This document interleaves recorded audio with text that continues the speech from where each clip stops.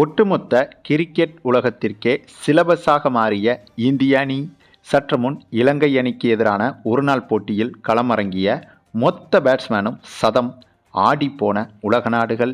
இப்படியெல்லாம் நடக்க வாய்ப்பே இல்லை என புலம்பித் தள்ளும் கிரிக்கெட் ஜாம்பவான்கள். அதாவது இந்தியா மற்றும் இலங்கை அணிகளுக்கு எதிரான கிரிக்கெட் தொடர் என்பது தற்போது நடைபெற்று வருகிறது. இலங்கை நாட்டில் வைத்து நடைபெற்று வரும் இந்த ஒரு தொடரில் இந்த இரு அணிகளும் T20 ஒரு நாள் டெஸ்ட் என அனைத்து ஃபார்மட்டிலும் விளையாடி வருகிறது. இதில் சமீபத்தில்தான் T20 தொடர் நடந்து முடிவடைந்திருந்தது. அந்த T20 தொடரை பொறுத்தவரையிலும் கூட மிகப்பெரிய சாதனை தொடராகத்தான் இருந்தது.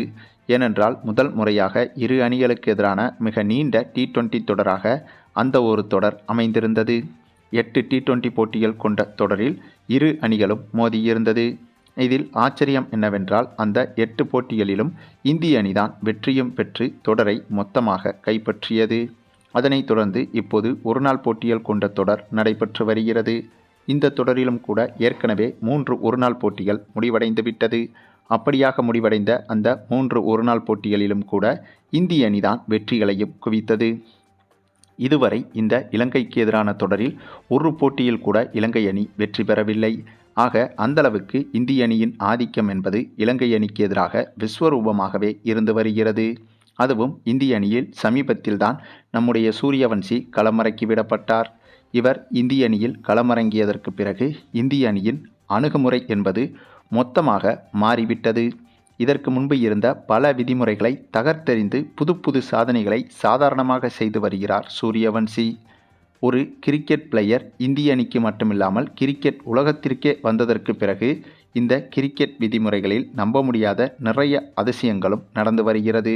அவர்தான் சூரியவன்சி. சூரியவன்சி வந்ததற்கு பிறகுதான் கிரிக்கெட் விதிமுறைகளிலும் கிரிக்கெட் வரலாற்றிலும் புது மாற்றங்கள் நடந்து வருகிறது.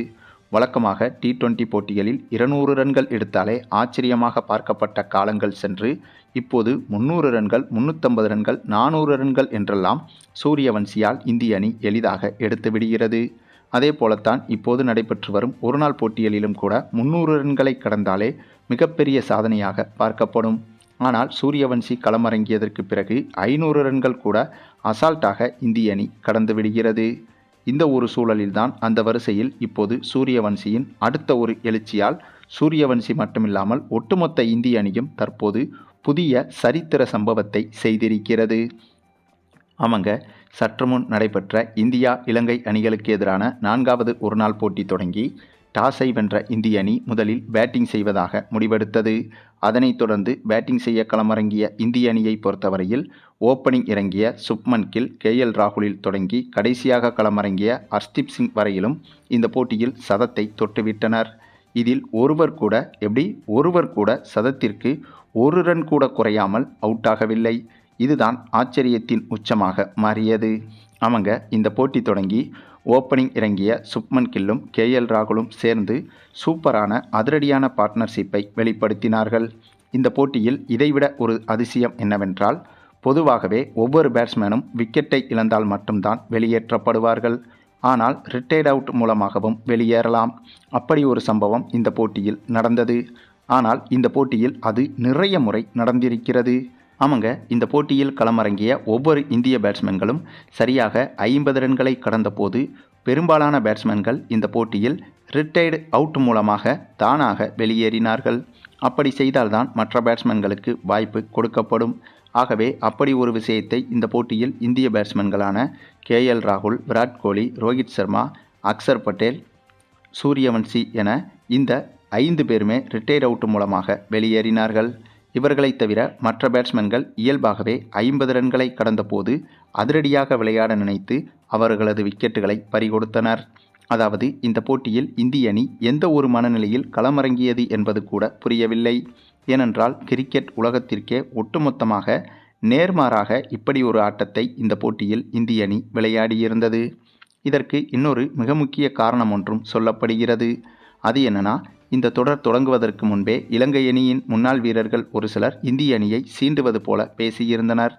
இப்போது இருக்கும் இலங்கை அணியை இந்திய அணியால் அவ்வளவு எளிதாக வீழ்த்த முடியாது என்றும், இந்திய அணி முன்பு போல கிடையாது என்றும் இந்திய அணியை சீண்டுவது போல பேசியிருந்தனர் இலங்கை அணியின் முன்னாள் வீரர்கள்.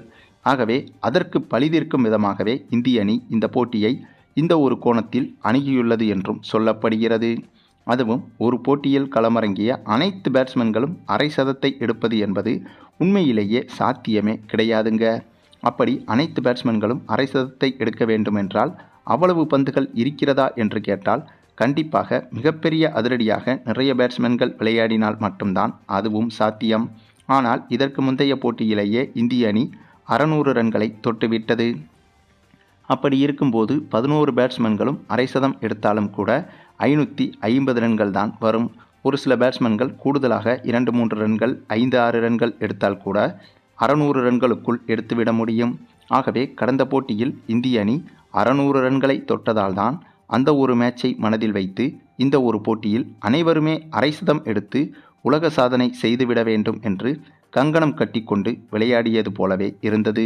இந்த போட்டியிலும் கூட நம்முடைய சூரியவன்சி தான் மிகப்பெரிய திருப்பு முனையாக மாறினார். ஏனென்றால் சூரியவன்சி மட்டும்தான் இந்த போட்டியில் வெறும் 9 பந்தில் அரை சதம் எடுத்திருந்தார். அந்தளவுக்கு இந்த மொத்த போட்டியிலும் சூரியவன்சி தான் மிக குறைந்த பந்தில் அரை சதம் எடுத்த ஒரே பேட்ஸ்மேன். அந்தளவுக்கு சூரியவன்சியின் அதிரடி என்பது எப்பேற்பட்ட போட்டியிலும் தனித்துவமாக தெரிவதற்கு அவருக்கு மிகப்பெரிய அளவில் கை கொடுத்து வருகிறது. அதாவது இந்த ஒரு போட்டியே மிகப்பெரிய சரித்திர போட்டியாக இருந்தது. ஏனென்றால் களமிறங்கிய அனைத்து பேட்ஸ்மேன்களும் அரை சதம் எடுத்திருந்த போது இந்த போட்டியே மிகப்பெரிய சாதனை போட்டியாக பார்க்கப்படும் நேரத்தில் மிக மிக குறைந்த பந்தில் அரை சதம் எடுத்த பேட்ஸ்மேனாக சூரியவன்சி மாறியிருக்கிறார். அதிலும் இந்த போட்டியில் இன்னும் மிகப்பெரிய நம்ப முடியாத ஆச்சரியமான விஷயங்களில் முக்கியமான விஷயம் என்னவென்றால் இந்த போட்டியில் 6 இந்திய பேட்ஸ்மேன்களும் 3 ஆல்ரவுண்டர்களும் களமிறங்கினார்கள். ஆகவே இவர்கள் அனைவரும் அரை சதம் எடுப்பது என்பது மிகப்பெரிய அளவில் ஆச்சரியப்படுவதற்கு ஒன்றுமே கிடையாது. ஆனால் இந்த போட்டியில் வெறும் பவுலராக மட்டுமே களமிறங்கிய பிரசித் கிருஷ்ணாவும் ஹர்ஷ்தீப் சிங்கும் கூட இந்த இருவரும் அரை சதம் எடுத்தது மிகப்பெரிய வியப்பாக இருந்தது. ஏனென்றால் இந்த இருவரும் முழு நேர பந்து வீச்சாளர்கள். ஆகவே இந்த இருவரும் அரை சதம் எடுத்ததுதான் இந்த போட்டியில் இன்னமும் கூட நம்ப முடியாத அதிசயமாக மாறியது. ஆக மொத்தம் இந்த ஒரு போட்டி என்பது இந்த ஒட்டுமொத்த கிரிக்கெட் உலகத்திற்கே நிறைய விஷயங்களை கற்றுக் கொடுக்கும் போட்டியாக மாறியிருக்கிறது. அதாவது இனிமேல் கிரிக்கெட் விளையாடுவதற்கு ஒரு வீரர் புதிதாக வருகிறார் என்றால் கண்டிப்பாக இந்த ஒரு போட்டியை பார்த்து நிறைய விஷயங்களை கற்றுக்கொள்ள முடியும். அந்தளவுக்கு இந்த ஒரு போட்டியை பார்த்துவிட்டு தான் கிரிக்கெட்டை கற்றுக்கொள்ளவே வர வேண்டும் என்று ஐசிசியே கட்டுப்பாடுகள் விதிக்கும் அளவுக்கு கூட அப்படி ஒரு அசாதாரண போட்டியாக இது மாறியிருக்கிறது.